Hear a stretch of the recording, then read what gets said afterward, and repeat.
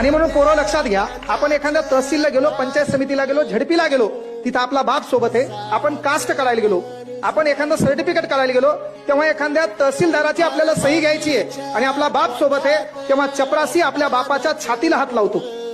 चपरासी आपल्या बापाच्या छातीला हात लावतो. त्याचं कारण काय? त्यानं आपल्या बापाच्या गरिबीला पाहिलं, त्यानं आपल्या बापाच्या कपड्याला पाहिलं.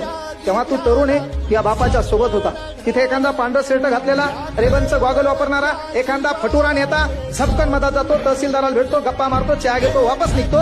तुला सही घ्यायची असती, सर्टिफिकेट ती हातात असते, डॉक्युमेंट ओरिजिनल असतात, पण ती हा बाप सोबत असताना देखील हे चपरासी आपल्या बापाला अडवतो. तेव्हा आपलं सलसल रक्ताने डोकं साबूत ठेवून एक शपथ घ्यायची, साला काय झक मारायची मारेल, काय दिवसाची रात्र करायची करेल, काय रात्रीचा दिवस करायचा करेल, असा अभ्यास करेल.